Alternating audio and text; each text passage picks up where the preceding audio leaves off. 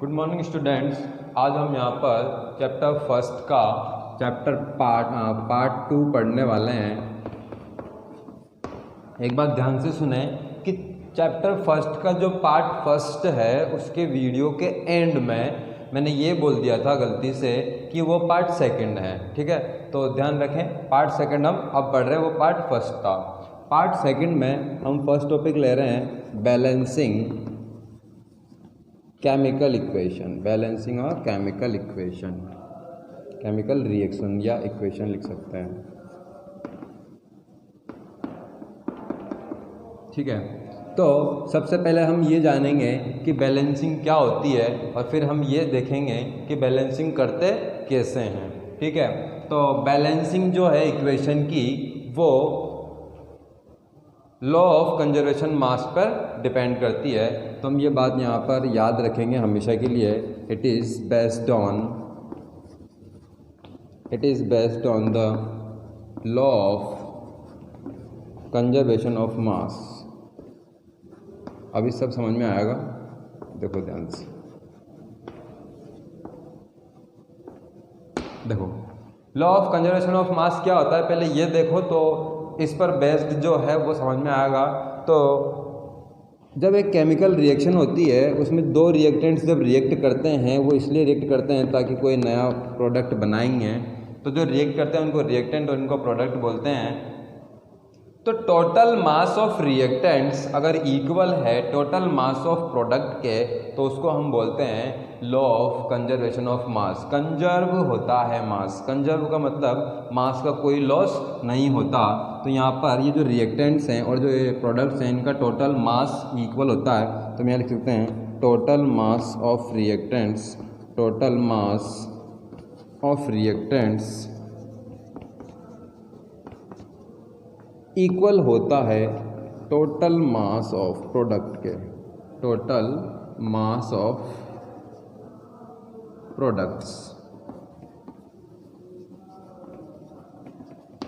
इसी को हम ये भी बोल सकते हैं कि टोटल नंबर ऑफ एटम्स जो हैं LHS साइड में, मतलब लेफ्ट हैंड साइड में, एरो के लेफ्ट हैंड साइड में टोटल नंबर ऑफ एटम्स जितने हैं वो total number of products, total number of atoms in product के इक्वल होते हैं। मतलब LHS में जितने नंबर ऑफ एटम्स है उतने ही नंबर ऑफ एटम्स होंगे प्रोडक्ट में। तो हम यहाँ बोलेंगे नंबर ऑफ एटम्स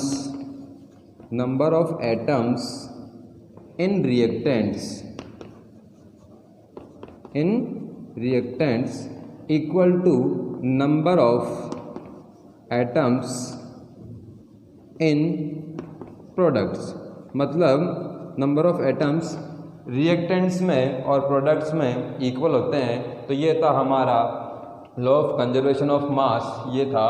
और हम बैलेंसिंग केमिकल इक्वेशन इसको बोलते हैं जब नंबर ऑफ एटम्स रिएक्टेंट्स में और प्रोडक्ट में अगर हम इक्वल कर दें कैसे भी, तो उसको बोलते हैं बैलेंसिंग। अब कैसे करते हैं, मतलब बैलेंसिंग कैसे करते हैं, तो वो हम यहाँ पर देखने वाले हैं कि केमिकल इक्वेशन को बैलेंस कैसे करते हैं।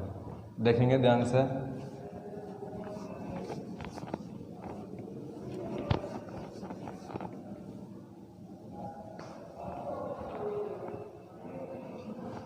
We take an example,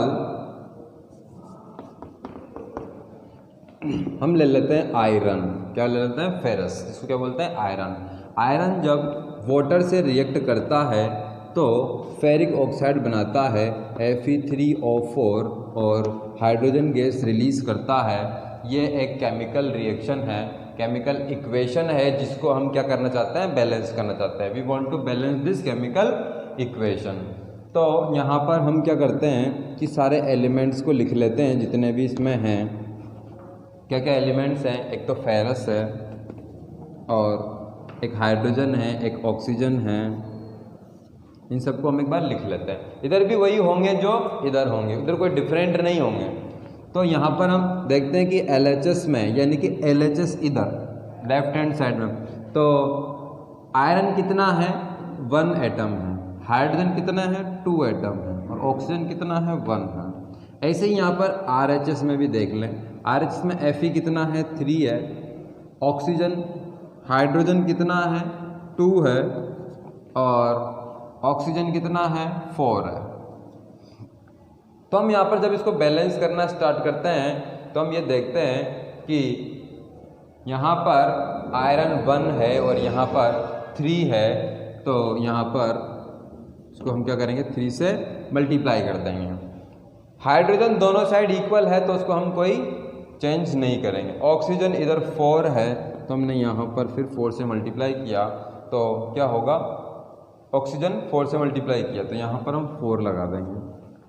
ferrous को हमने 3 से मल्टीप्लाई किया LHS में, तो हम यहाँ पर LHS में 3 लगा देंगे, ठीक है।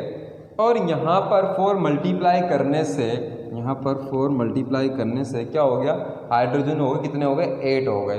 तो इधर देखो हाइड्रोजन कितने हैं 2 हैं, तो इधर भी 8 करने के लिए यहाँ पे भी क्या करो 4 से मल्टीप्लाई करो, यहाँ पे भी 4 से मल्टीप्लाई किया तो ये क्या हो गई हमारी इक्वेशन बैलेंस हो गई, जिसमें ये आगे जो होते हैं इनको नंबर ऑफ मोल्स बोलते हैं इन फर्दर क्लासेस, आगे वाली क्लासेस में। हाँ, तो इस केमिकल रिएक्शन को, इस केमिकल इक्वेशन को हम क्या बोलते हैं, बैलेंस्ड केमिकल रिएक्शन, और इसी को हम बोलते हैं skeletal chemical reaction, skeletal chemical reaction या chemical equation, skeletal chemical equation. Balanced chemical equation को यहाँ पर हम क्या बोलते हैं, स्केलेटल केमिकल इक्वेशन। अब हम क्या करते हैं, एक और एग्जांपल ले लेते हैं जिसको बैलेंस करते हैं।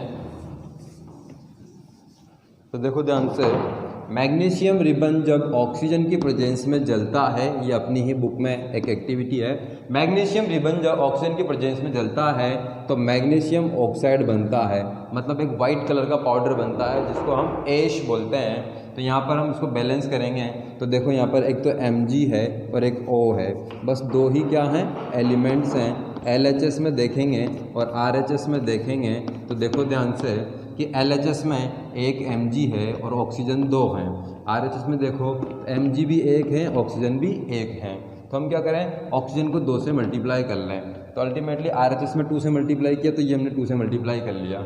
इससे क्या होगा, Mg भी 2 हो गए, ऑक्सीजन भी 2 हो गए। तो हमने क्या करा, यहाँ पर Mg भी 2 हो गए, ऑक्सीजन भी 2 हो गए, तो यहाँ पर क्या करना पड़ेगा, LHS में भी 2 से मल्टीप्लाई करना पड़ेगा। अब देखो इधर टोटल नंबर ऑफ मैग्नीशियम कितने हैं 2, इतने भी कितने 2, इधर ऑक्सीजन कितने हैं LHS में टोटल 2 हैं, इधर ऑक्सीजन कितने हैं टोटल 2 हैं।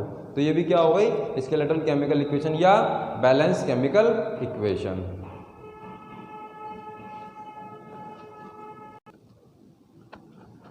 अब हम यहाँ पर स्टार्ट करने वाले हैं types of chemical reaction. Chemical reaction के टाइप्स कितने होते हैं और कौन कौन से होते हैं। तो देखो यहाँ पर सबसे पहले हम यहाँ पर लेते हैं कॉम्बिनेशन रिएक्शन। क्या लेते हैं, कॉम्बिनेशन रिएक्शन। हम 1 बाय 1 करके सारे टाइप्स पढ़ेंगे। देखो कॉम्बिनेशन रिएक्शन को जान लें। कॉम्बिनेशन का मतलब होता है कंबाइन करना। तो जब क्या होता है, जब 2 और मोर सिंपलर सब्सटेंसेस, जब 2 या 2 से ज़्यादा छोटे सब्सटेंस जुड़कर एक बड़ा सा नया प्रोडक्ट बनाते हैं, तो ऐसी केमिकल रिएक्शन को हम कॉम्बिनेशन रिएक्शन बोलते हैं। तो यहाँ पे लिखेंगे व्हेन 2 और मोर सिंपलर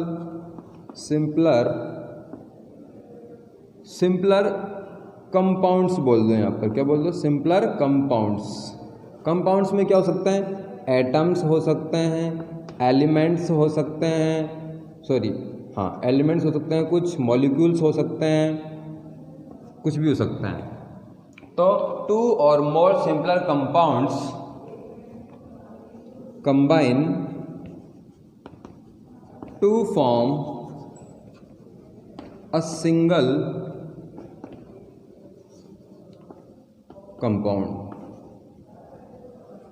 मतलब जब 2 या 2 से ज़्यादा रिएक्टेंट्स जुड़कर एक सिंगल प्रोडक्ट बनाते हैं तो ऐसी रिएक्शन को हम बोलते हैं कॉम्बिनेशन रिएक्शन। जैसे अगर हम एग्जांपल की बात करें तो एक N2 गैस जब H2 गैस के साथ जुड़ती है तो अमोनिया गैस बनती है। देखो N2 और H2 जब दो रिएक्टेंट्स जुड़कर एक प्रोडक्ट बनाते हैं तो ऐसी रिएक्शन को हम क्या बोलते हैं, कॉम्बिनेशन रिएक्शंस। इसको बैलेंस करेंगे तो N2H2, तो यहाँ पर 3NH 2NH3 कर दो तो यहाँ पे कितने हो गए, नाइट्रोजन 2 हो गए और हाइड्रोजन 6 हो गए। तो यहाँ पे भी हाइड्रोजन क्या कर दो, 6 कर दो। हाइड्रोजन 6 हो गए तो भी हाइड्रोजन 6 हो गए, नाइट्रोजन 2 हो गए तो भी नाइट्रोजन 2 हो गए। Carbon plus oxygen, carbon dioxide, ये भी कर सकते हैं। अभी अपन ने थोड़ी देर पहले बैलेंसिंग केमिकल इक्वेशन पढ़ा था, मैग्नीशियम रिबन जब जलता है तो मैग्नीशियम ऑक्साइड बनता है, ये भी अपन कर सकते हैं। ऐसे हम बहुत सारे एग्जाम्पल लिख सकते हैं जब दो या दो से ज़्यादा जुड़कर एक सिंगल प्रोडक्ट बनाते हैं तो उसको अपन कॉम्बिनेशन रिएक्शन बोलते हैं। नेक्स्ट है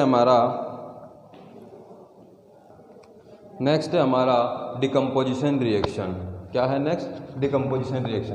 तो वो इसका जस्ट अपोजिट है और उसमें हम ज़्यादा टाइम नहीं लेंगे और फटाफट से उसको देखते हैं। डिकम्पोजिशन रिएक्शन, डिकम्पोजिशन रिएक्शन क्या होती है, ऐसी रिएक्शन जिसके अंदर एक बड़ा सा कंपाउंड टूटकर दो या दो से ज़्यादा सिंपलर सब्सटेंस बनाता है। क्या, इसका जस्ट उल्टा, when a complex compound, complex मतलब एक बड़ा सा, a complex substance break down into two or more simple substances. मतलब जब एक बड़ा सा